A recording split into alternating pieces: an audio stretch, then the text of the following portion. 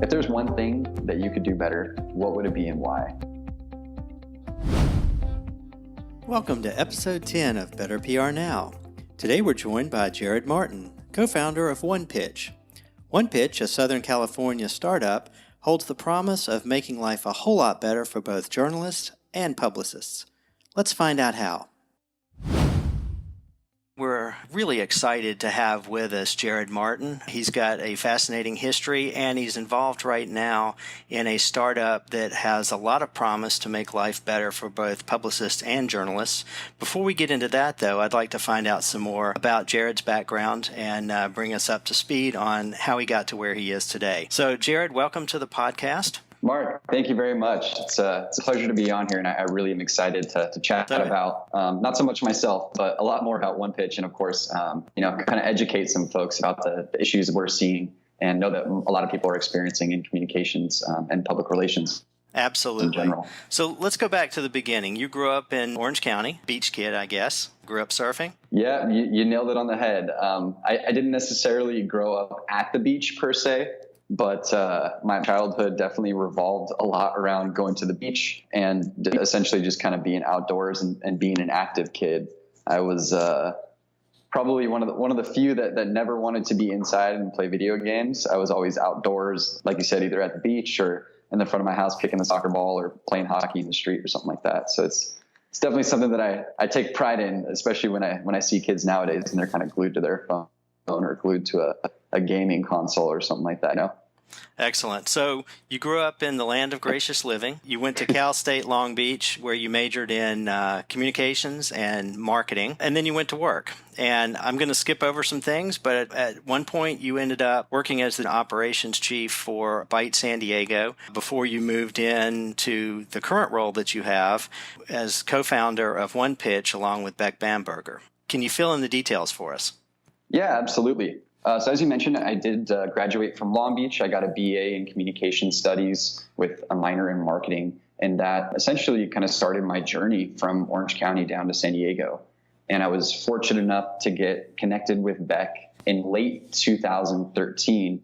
And from there, just kind of worked a little bit outside of what I was doing with her. I was actually working at a digital marketing agency and just wasn't quite enjoying the work that I was doing and wanted a little bit more of an impact in what I was doing and where I was at. And that kind of led me to pursue a couple more conversations with Beck, which ultimately led to me being hired on as an intern at Byte and then kind of work my way from intern to part-time to full-time to eventually leading all of the operations and managing the team of tour guides, as well as a whole array of other stuff over there. So for any listener who might not know what Byte San Diego is, can you give them a quick update on that? Sure. The best way to explain it is that it is a walking food tour.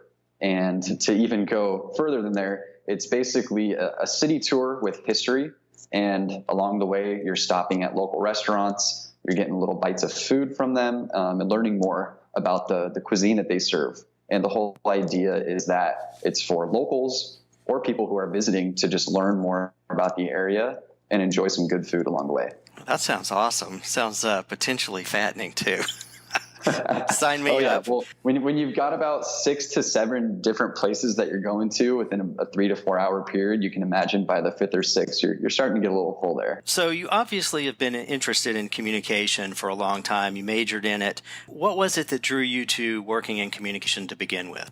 It's kind of interesting. I can't really pinpoint an exact time or even a specific event that really piqued my interest. One thing that I know that I love and I enjoy doing is not only connecting with people, but also helping them in some way, shape, or form. I'm sure if you asked friends of mine or colleagues, they'd probably tell you that I'm always kind of thinking of people first. And so that's kind of what led me into my career. And it's kind of interesting, just because a lot of folks, want to say, oh yeah, I want to help people and I want to change the world. And I know that I'm doing that, but I know that I have, an overarching goal that I got to start small and eventually work to something bigger and something to a larger scale. So simply put, I love talking with folks and I love connecting with them and helping them out. You've been doing this work for a while. What do you know now that you wish you had known when you first started? Oh, that's a great question. I think most importantly is that you can't ever assume something. That's first and foremost. Is assumptions are not safe, and it's a pretty straightforward answer, but I think a lot of people take it for granted.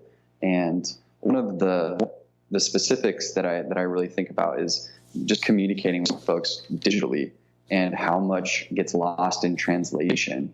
And I think the most important part is just to remember to be clear and concise.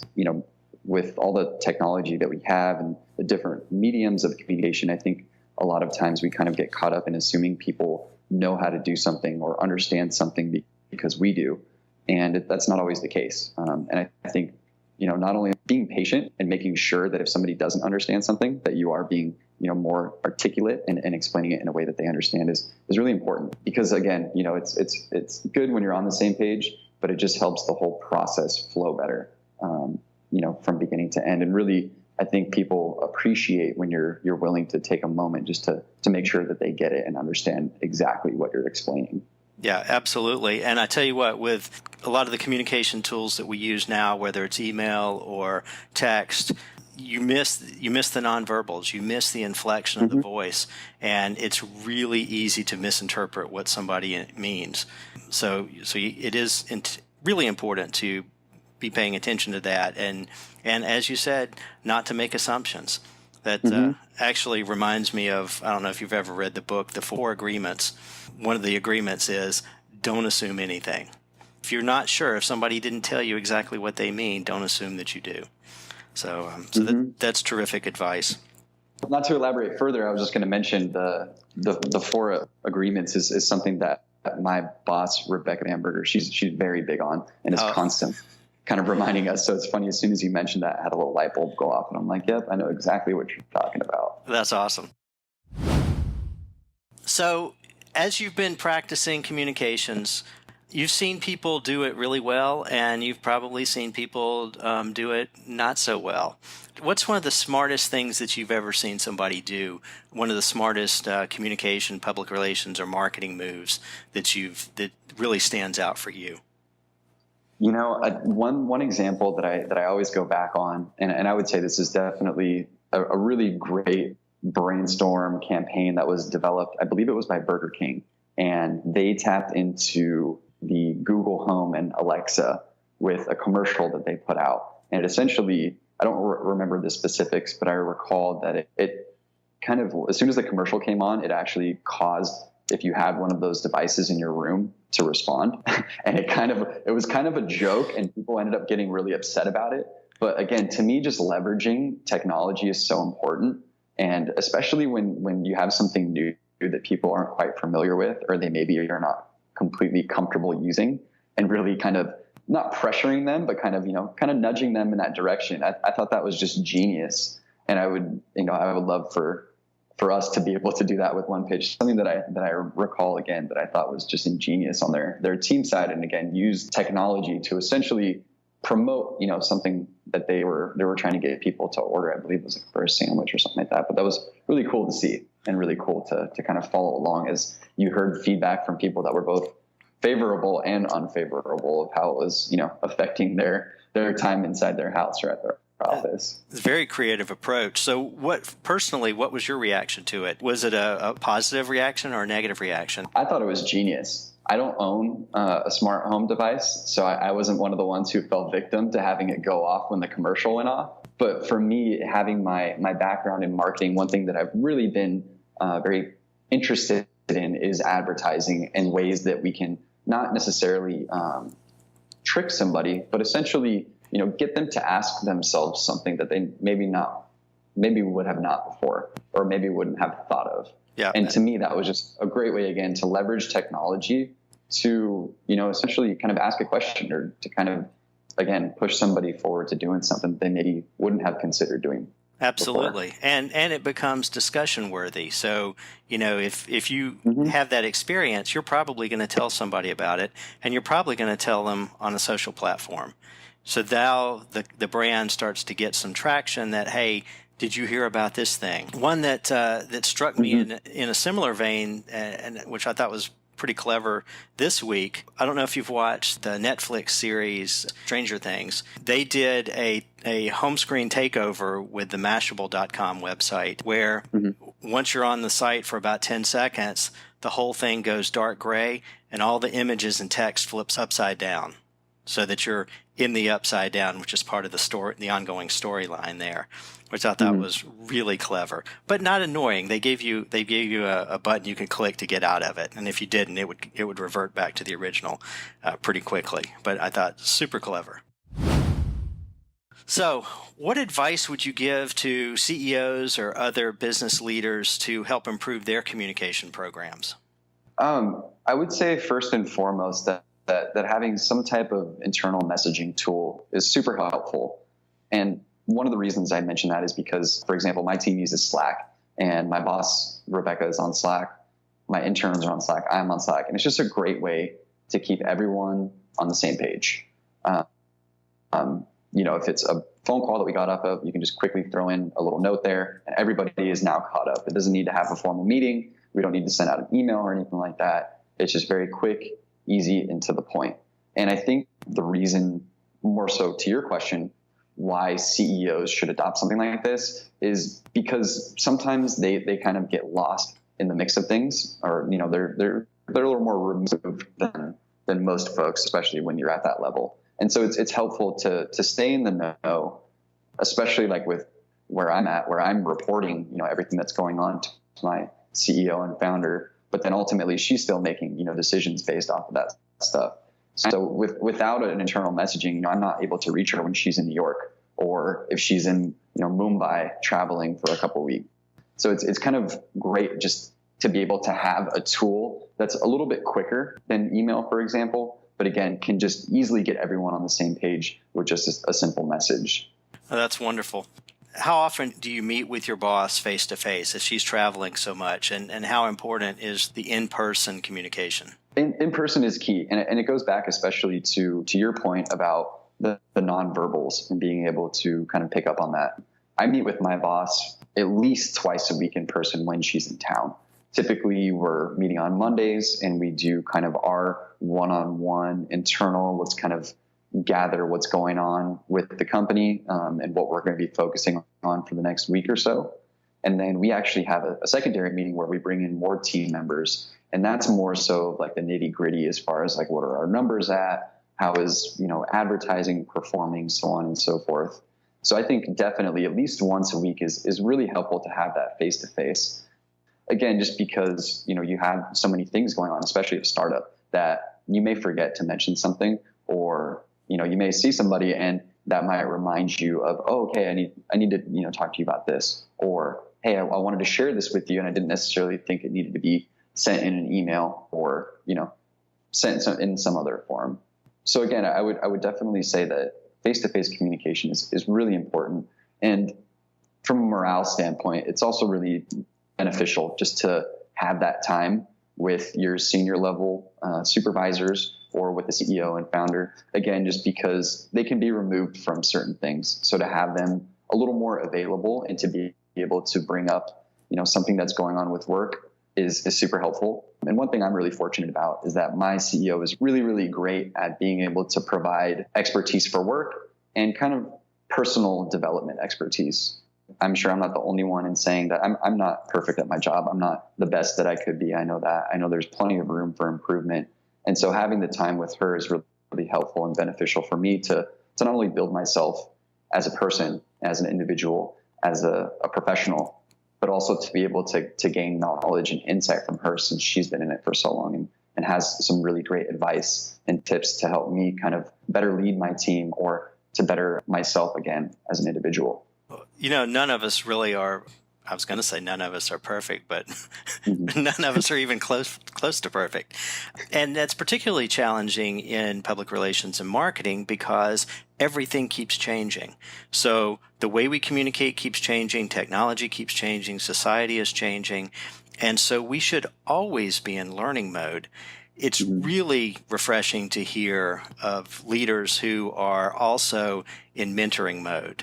So it's not just about improving their own game, but it's about improving the people that are on their team. And it sounds like Beck is doing that as well for you and the rest of the OnePitch team. Yeah, no, she's hands down, like I said, the level that she works at, the capacity that she's able to work at is seriously impressive. And I've not met many people who can operate consistently at that level. And again, she's got a PR firm that she runs with 20 plus employees along with OnePitch. And just the fact that she has the time to devote to everyone is really impressive. And it speaks a lot about her and just how much she really cares about her team and is willing to, again, devote that time to us. And that's BAM Communications, right? Yeah, correct. BAM Communications, the PR firm. Terrific. So looking out at the communications landscape, is there something that particularly excites or frustrates you right now that's going on out in the world? Yeah, I think a little bit of both. One thing that I really, I always fall back on, and I think that we've kind of summarized a couple of times, is just the authenticity of communication. And I'm a little frustrated just to see that it's kind of being questioned. One thing that I always relate back to, especially as of late, are these chat bots that I always get messages from. And I really appreciate a person and being able to talk with a person, not only to have, a name associated in a face, but to have voice. And so, one thing that I am excited about is to be able to provide that for our customers at OnePitch. One thing that we pride ourselves on is a high level of customer service and also personalization. And so for me, I'm excited to be able to take my passions and the things that I enjoy doing and, extend those to our users and to our team, and to essentially, really make people feel like we're paying very close attention to them and that they're important and that we care, if their story gets coverage. And if it doesn't, that we're able to provide helpful insight as to why and to educate them how to do it better the next time. And that's a very hands-on process. Absolutely. I think you could probably gather from me that I have a lot of customer service experience. And so that's definitely plays into key. And again, I think what I'm most excited about is to be able to just take what I know and what I've learned thus far from a ton of feedback from journalists and publicists and really be able to, again, educate our users and show them that we have a new tool that's super helpful, very beneficial for their industry. And again, be able to educate them just as far as best practices and what journalists want to see, how they want to see it, and really kind of change how the industry talks to one another in the most basic sense. Certainly. There's been a no end of articles recently about AI and chatbots and how those are working together, particularly in areas like customer service. So when you call a customer service line, frequently you're actually talking to a bot, or when you're on an online chat talking to a bot. And it seems like there is this increasing divergence from companies that want to try to automate all that to save costs, and the companies that are willing to put the effort and the expense into giving a very high-touch, hands-on approach. Zappos has made their own space in the market by focusing on that customer service. It sounds like OnePitch is doing something very similar and carving out a place where you're talking to a person. You're going to have somebody with your best interest in mind trying to help you. Mm-hmm, absolutely. And that's one thing that folks can always expect, if they're getting an email, if they're calling us, whatever form of communication may be, there is 100% always a real person on the other end who's listening, providing feedback, and really taking note of what's being said and making sure that not only can they provide a great answer, but think about it a little bit and maybe ask if it's a publicist asking a question, then we're kind of taking that and putting it in the journalist ballpark and saying, hey, what are your thoughts about this? So we're experts to an extent, but we're making sure that we're taking the opinion of both sides and really, marrying the two to provide a great answer and to be able to provide a really solid direction. So it sounds like that is going to be a good differentiator between OnePitch and any possible competitors that come along. If you look, say, 10 years into the future and you're looking at public relations and marketing a decade from now, what's changed? What kind of differences do you expect to come over the horizon?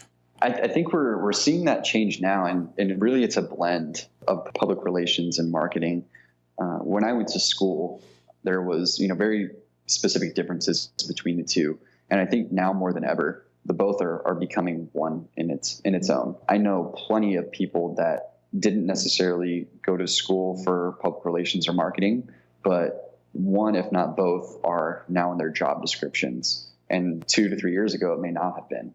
And so I really see, again, the blend of those and the importance of, having a great marketing campaign that's backed up by solid public relations. Earned media is a really big topic, especially because we know how easy it is, to get exposure through paid stuff. But earned media is a great way for folks, again, to get the name and the story out there, but also to have a great marketing campaign that really kind of helps back up and support that story. If you were going back to school, back to university today, whether undergrad or graduate, what are the top 3 classes you would take to prepare yourself for the next 5 or 10 years of your career? Knowing where I'm at now, I would certainly focus a lot of my time on digital marketing and public relations. I would say first and foremost, one of the classes that I had taken digital marketing was a really general class, but we learned a lot about paid advertising, and that's really helpful because of the metrics that you're looking at and being able to understand and interpret who's coming to my ads, where are they coming from, what are the actions they're taking, why are they performing well, why are they not performing well. So I would say, first and foremost, having that solid foundation of marketing is super important, and understanding how to interpret those different metrics is really important. So the second class that I would recommend would most likely be something in communication, whether it be verbal or nonverbal. I don't have a specific course that I could mention, but I would say that no matter what, it's really important to understand how folks communicate and why they do it in a certain way. A lot of people joke around that communications is kind of a dead end degree and doesn't really get you anywhere, and that you really already know what you're learning and you're putting kind of a fancy word to it. But for myself, I really took that to heart and really tried to adopt the things that I learned into my communications, conversations, the marketing content that I'm producing, to really, again, educate folks and to clearly and concisely state my message. The last one that I would probably recommend, again, this is kind of one thing that I think is a little more biased for me, but I really enjoyed a class that I took on promotions and advertising, because it really gave me a really big kind of eye opener as to all the different moving parts that are involved in a campaign, as well as, what it really takes to have a solid campaign from start to end. And so I think for anybody who's interested in that field and who really wants to understand the work that's involved, the ins and the outs, how, this side of the marketing piece revolves around that side, again, that's something that I would highly recommend somebody take. Fantastic. So looking at your workflow today, your team uses Slack. What other tools do you rely on? They can be hardware, software, analog, digital, it doesn't matter. So what else is in your toolbox that is necessary? Oh, first and foremost, my calendar. I use my calendar for everything. If you were to take a look at it now, or anybody who were to take a look at it, they'd probably think I was crazy, because essentially that's my to-do list for the day. And it helps me stay on track. It helps me, remind myself of things that I need to do. And it also is kind of a good time management tool, because it kind of allows me to say, okay, I'm going to block out an hour to work on this, or I've got 30 minutes for this phone call with this person, and I really can't go over that because I've got to get something done right after. So again, I think for a task and time management, my digital calendars is the most important tool in my playbook. I would say secondary to that, thinking about work-related stuff, HubSpot is by far the second most important tool for me and my team right now, especially since we're continuing to onboard new customers. We have to have a solid system that helps us organize and manage everyone. And, at first we didn't have a ton of users, so we were using something like Google Docs, which was, easy, but that's certainly not a scalable option. And I would say, hands down, without HubSpot, I would be pulling my hair out, needless to say. That's terrific. Use HubSpot for customer relationship management. What tools do you use for project management? Right now, we're actually using this really cool tool. It's called Trello. It's more of an individual, the way we use it is more individually based with projects, but it's a really, really simple tool. It's really helpful. One of the reasons that I am so passionate, or essentially why I love it so much, is that it's not overloaded with a ton of visuals and a ton of stuff that, you need to kind of build out and, make really fancy. If you want to use it at the most basic level, then you can use it as in that sense. And if you want to get fancy and incorporate, the fancy images and colors and all that, then you can do that. And the one other thing that I really love about it is that it integrates with Slack. So that's one thing that we're pretty big on is when we're looking at tools to make sure they integrate with the ones that we currently use. And so for having Trello integrating with Slack, I can touch base with people on a specific task. I don't need to go from the messaging back to the platform. I can have it all in one nice, convenient place. And everything stays synced up across platforms, across applications. Yeah, exactly. Which is, when each of us are working on, a dozen different things, it's super helpful, obviously, to stay on track, but just to have a very simplified way of being able to monitor that as well as have conversations about what we're working on. Excellent. Excellent. In this conversation, we've sort of nibbled around the edges of OnePitch. But now let's focus on it. OnePitch was designed to solve a fundamental problem that both publicists and journalists experience. Tell me about that problem and tell me about the approach that you guys have come up with. Certainly. So I think the problem really stems from a lack of relevancy and quality. And really that revolves around the way people are trying to get in touch with one another, as well as the messages that they're trying to get out there, or the stories that they're trying to pitch. With OnePitch, what we've really done and what we've taken in a great pride in focusing on is we're reducing a ton of time that folks have to spend researching contacts, building a media list, building out a message, and then dispersing that message across their list. We've removed that whole process completely. And essentially what we've done is we have a template that we've created that is very simple. It's a couple of bullet points. It asks you one bullet for what your pitch is about. It then asks for 3 bullets to explain why your most ideal media contact would pursue this story. And we've gotten a ton of feedback from each user base, publicists and journalists. And at the end of the day, what everybody kind of agreed upon was messaging just needs to be more simplified and more direct. So now that we've kind of crossed off that on the list, then what we have to look at is, okay, how are these people getting in touch with one another? And what we notice is that email is effective, but it's being abused. And you can read countless articles of journalists that have pulled up 100 emails in their inbox, and none of them are relevant to the things that they write about. I was talking with somebody a couple of days ago, and they're like, yeah, I received this pitch for VR, and it was VR for a movie company. And I write about VR apps for mobile. So it's completely separate from what I write about. But just because of the fact that it was VR, this person felt that it was relevant for me to cover.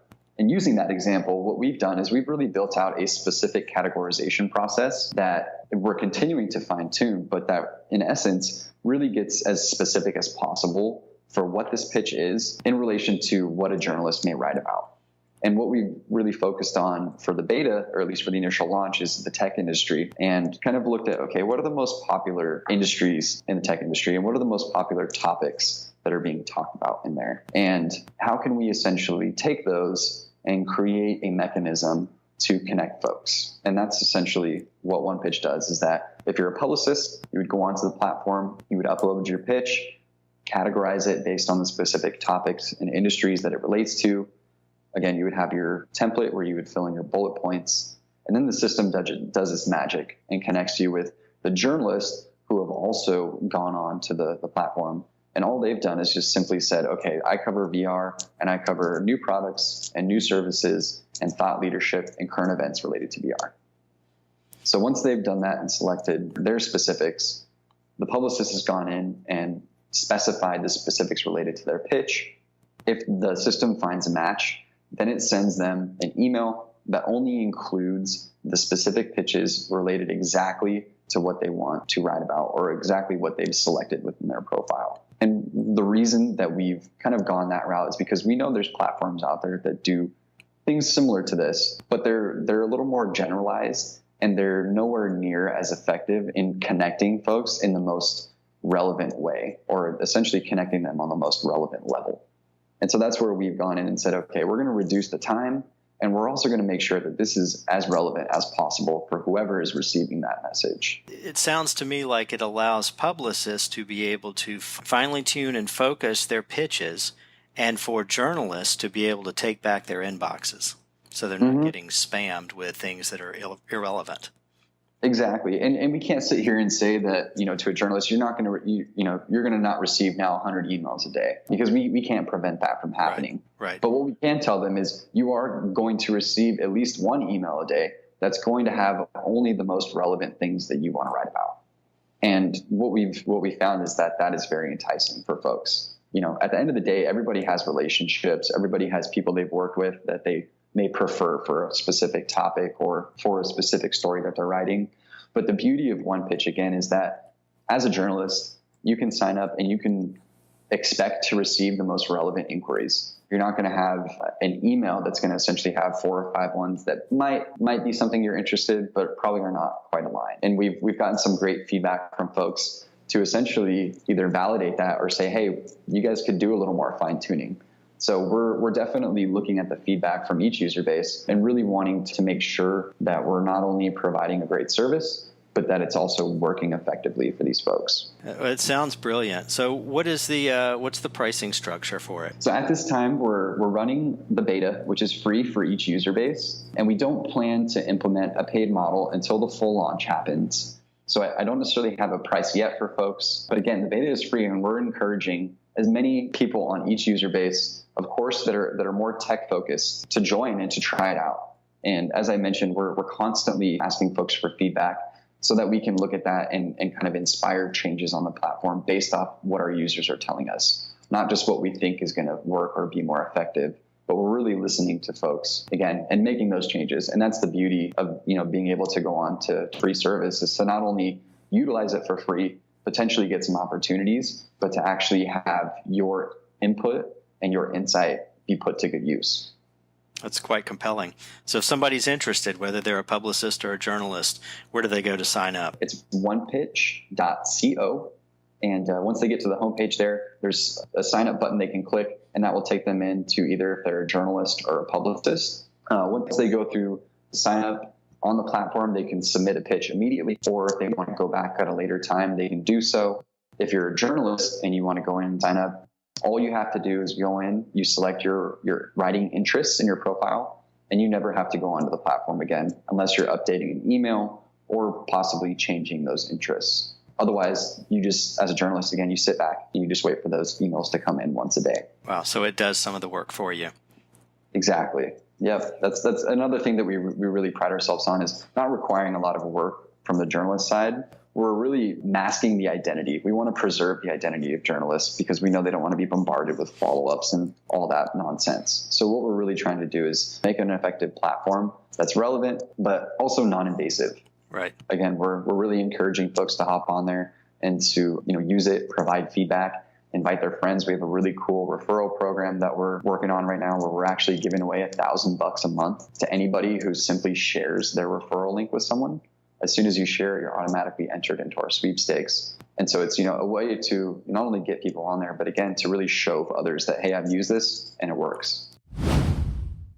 So in addition to OnePitch, what else are you working on? Got a couple of things that I'm working on the side here. I was actually recently a part of Tech Coast Angels, which is the largest angel capital firm in San Diego, and I believe in Southern California, if I'm not mistaken. And I was working with them on a volunteer analyst program, which was pretty cool. What we would do is we would sit in on pitches from startups, and essentially we would sit there with the angel investors and listen to a pitch. And then my team would then go in and do a due diligence, where we would go in and do kind of some market research and do an analysis of this company and the market they're entering into to determine if the angels should invest in them or not. So that was a really fun project, and it was really cool to get some insight on that, especially as I'm involved in a startup and kind of seeing how funding works and how that whole process takes shape from creating your company to determining, okay, we need to get funding, to then pitching somebody on funding. That was pretty cool. Sounds like an intensive MBA type program that you're getting for free. Yeah, no, and it's funny that you mentioned that, because a lot of the guys and girls that I was in the program with are all in school for their MBA, or they're in school getting a biochemistry degree, and for whatever reason they're involved in this because they have some biotech companies that are going through the pitch process. So it was a great learning experience, and so beneficial, and I'm so grateful just to have the opportunity to be in there and to to learn from the experts like that, because I would love to do that on my own one day. Are there any other side projects that you're working on? Yeah, absolutely. One that I'm really, really excited to pursue, which we're hopefully going to be starting in the next month or within the start of the first of the year, is we've currently been working with the Young Leaders of America's initiative. Essentially, they take entrepreneurs, business owners from foreign countries, they bring them to the United States, and they have them work essentially at a startup or at a business that kind of aligns with one that they're running in their home country. The whole idea is just to expose them to how business is done in a different place, and to gain knowledge as far as the systems that are used and best practices, as well as just to bring them in to provide some input, whether it be strategically or on an advice level or whatever it may be. But one of the specific initiatives that we're working on with them is we are looking at partnering with their women's entrepreneurial program, where they specifically bring women from underdeveloped or underserved countries to the United States, and not necessarily bringing them to OnePitch or to our business, but we help them guide into either another workforce, or essentially we kind of act as like a mentor for them. I'm just really excited to be a part of the program. And I think it kind of stems back with my passion for helping people and connecting with them. And I'm just really grateful again to have connected with YLAI, and to essentially have the opportunity to really make a difference in people's lives who wouldn't necessarily have that opportunity if it wasn't through them or through somebody who wants to help out. That sounds terrifically empowering and something worthwhile pursuing. It sounds like it should pay off really well for the people participating in that, for sure. Mm-hmm. Absolutely. And just to kind of elaborate off that really quickly, we actually did have a fellow here at OnePitch over the past month. He was from Curacao, which I'm sure some people are like, Curacao, where is that? I think there's a drink named after that. But he's been a huge part of our team. And, it's funny when you get somebody like that. Initially, we weren't quite sure, okay, what is his professional level, and, what does he work on? What is he familiar with? And within the first day of bringing him in here, we're like, holy cow, this guy is on a way different level than we ever expected. So it's not something that we know how important it is, but we also understand the caliber of people that are going through there. And so that's really cool, and it's also really reassuring to know that, you're not getting somebody who's just going to come in and just kind of go through the strokes because they want to get out of their, wherever they're at for a little bit. It's really somebody who wants to come in and really make a difference, whether it be for their company, for themselves, or for your company. That sounds like a win-win for everybody. Yeah, absolutely. So, Jered, before we wrap up here, what have I not asked you about, or what would you like to add? I would definitely like to pose the question for the listeners, just that, if there's one thing that you could do better, what would it be and why? It's a question that I always love to ask my team, and that I constantly will kind of bring up to them. And it's something that I don't necessarily think that a lot of us think about, but just one thing and being able to kind of make a difference or change just one thing that you really want to do better can spiral a whole mess of change in other areas that you'd never expect. That sounds like a very powerful question. I'm going to put that in my toolbox if you don't mind. Not a problem. Just use that, please. I encourage you. Well, thank you.